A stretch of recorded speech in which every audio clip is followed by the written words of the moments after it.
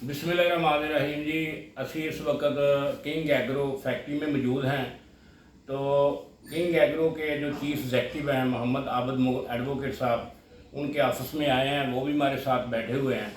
तो आपके इल्म है कि इस वक्त मुल्क की हालात जो हैं बहुत ही मुश्किलात हालात हैं, और बिजली बहुत महंगी हो चुकी है, लोहा बहुत महंगा हो चुका है। मैं दूसरे कारखाने में भी गया हूँ, वो भी काफ़ी परेशान हैं। तो मैंने कहा कि आज चीफ किंग एग्रो के जो चीफ एग्जेक्टिव आबद मोर एडवोकेट साहब हैं, उनसे मुलाकात की जाए और उनसे पूछा जाए कि ये जो हालात बने हुए हैं, हर तरफ महंगाई का आलम है, आवाम परेशान है, इस हवाले में आप क्या कहते हैं? जी आप बता। बिस्मिल्लाहिर्रहमानिर्रहीम। Mohammad Abad Mughal advocate, chief executive, king agro centre, circular roads का। मैं इंतहाई मशकूर हूँ भाई सजाद साहब का कि वो अपना कीमती टाइम निकाल कर मेरे पास तशरीफ़ लाए हैं, और उनकी ये काविश है और इस पैगाम के ज़रिए मेरी भी ये काविश है कि इस वक्त हालात जितने गंभीर हो चुके हैं, इनके सलूशन के लिए कोई ना कोई तजावीज़ दी जाए, और जो गंभीर हालात हैं उनका जब तक उनको क्लियर ना किया जाए कि आया कि हमें प्रॉब्लम्स कौन कौन सी हैं, तो सलूशन तो सेकंड वन है ना। फर्स्ट ऑफ ऑल तो ये है कि जो हमें प्रॉब्लम्स का सामना है उनका हम उनको शो करें, वो बताएं, वो किसी प्लेटफॉर्म तक जाएं, वो मुतलका प्लेटफॉर्म तक जाएं और मुतलका प्लेटफॉर्म से उसका सलूशन निकाला जाए, पूछा जाए।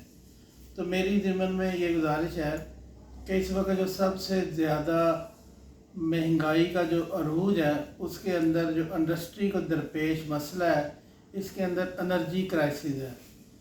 और एनर्जी क्राइसिस में सबसे पहला तो ये है कि बिजली के जो यूनिट्स हैं उनकी कीमत बहुत ज़्यादा बढ़ा दी गई है। एक साल के अंदर तकरीबन बिजली 2 गुना बढ़ चुकी है। इसके साथ अगर बिजली 2 गुना बढ़ भी चुकी है तो प्रॉपर हमें 24 घंटे में से 18 घंटे भी नहीं मिल पा रही। अगर एक हफ्ते के अंदर 2 दिन है तो 2 दिन में बाकायदा परमिट हो जाता है, जो सुबह 8 बजे से लेकर 4 बजे तक जारी रहता है, जिसकी वजह से जो हमारी एक कॉटेज इंडस्ट्री है इसके अंदर लेबर लगी होती है, वो हफ्ते में 2 दिन वैसे परमिट की वजह से छुट्टी हो जाती है, तीसरा जुम्मे वाले दिन की छुट्टी। अब एक हफ्ते के अंदर जब बंदे के 3 दिन ज़ाया हो जाए, बाकी 4 दिन बचे, तो उसने काम क्या करना है? उसने जो उसकी मैन्युफैक्चरिंग कॉस्ट है वो कहाँ से कहाँ तक चली जाएगी, जो कंज्यूमर है उस पर बोझ डलेगा, वो प्रेशराइज होगा। दूसरी बात है जो टैक्सीज की रेशोज़ हैं वो बहुत ज़्यादा हैं, जबकि जो बाहर के मुल्क का अगर तकाबली जायज़ा लिया जाए, चाइना, इंडिया या दूसरे ममालिक का, तो वो इंडस्ट्री को बहुत ज़्यादा रिलीफ मुहैया करते हैं, जबकि हमारे यहाँ रिलीफ की किसी किस्म की कोई भी जो रिबेट है, रिलीफ है, वो इंडस्ट्री को हासिल नहीं है। मेरी गुजारिश है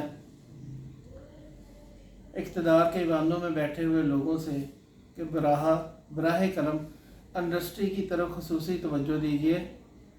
जिस मुल्क के अंदर इंडस्ट्री डेवलप करती है उस मुल्क में गुर्बत ख़त्म होती है, और बिलखसूस जो एग्रीकल्चर की इंडस्ट्री है, जो कि बिल वास्ता या बिला वास्ता पाकिस्तान की पॉपुलेशन में से 70% पर इन्हिसार करती है, 70% बिलवास्ता या बिला वास्ता ज़री आलात की जो इंडस्ट्री है उस पर डिपेंड करती है।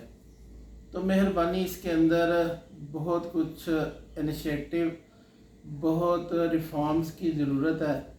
तो बराए मेहरबानी इसके अंदर ख़ुसूसी तवज्जो दी जाए, ताकि जितना रिलीफ हमें मिलेगा उतनी ज़री मशीनरी कम कीमत में हम लोगों तक मुहैया कर सकेंगे, और जितनी ज़्यादा मशीनरी जाएगी उतनी फसल की पैदावार ज़्यादा होगी, बर वक्त होगी, और लोगों के लिए आसानी का सबब बनेगी।